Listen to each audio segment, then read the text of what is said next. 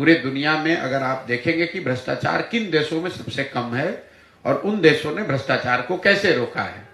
दुनिया में सबसे ईमानदार समझे जाने वाले जो देश हैं वो हैं Scandinavian countries, Norway, Sweden, Denmark.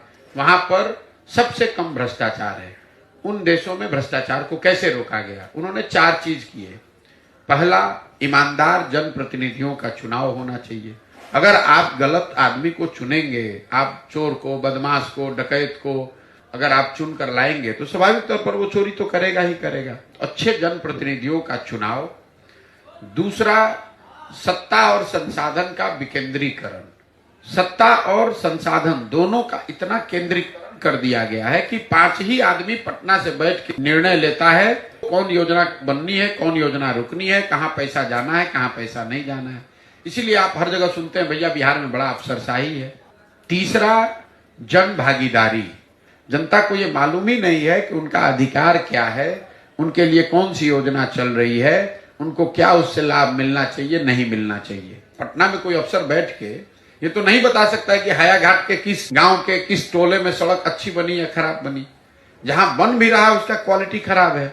लेकिन अगर आपके घर के सामने सड़क बन रही है और आपको ये मालूम है कि इसका ये मापदंड है, इस आदमी को बनाना है, तो हर आदमी जगह या न जगह कम से कम जागरूक जनता जो है वो खड़ा होकर पूछेगी कि भाई ये क्यों इस तरह से बनाया जा रहा है या नहीं बनाया जा रहा है। और चौथा, बड़े पैमाने पर तकनीक का, टेक्नोलॉजी का प्रयोग। जैसे बिहार में मैं आपको एक उदाहरण से समझाता हूं। यहां पर नल जल योजना में हुए भ्रष्टाचार की चर्चा घर घर में है, हर आदमी बात कर रहा है। नल जल योजना को बनाते समय जो ये इतना हजारों करोड़ रुपए खर्च किए गए, अगर योजना को बनाते समय उसमें एक टेक्नोलॉजी का प्रयोग किया गया होता, स्मार्ट मीटर लगा दिया गया होता, तो पटना से बैठकर आप ये देख पाते कि कब मोटर ऑन हुआ, कितना पानी डिस्चार्ज हुआ, कितना पानी लोगों को मिला और कितना पानी बर्बाद हुआ।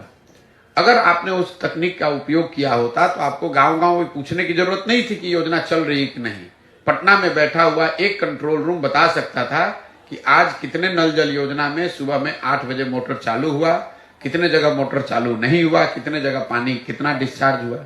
इन 4 चीजों के समावेश से भ्रष्टाचार पर बहुत बड़े पैमाने पर अंकुश लगाया जाए। खत्म नहीं होगा, खत्म बिल्कुल नहीं हो सकता है, ये आप मान लीजिए। ये जो कहता है वो झूठ बोलता है।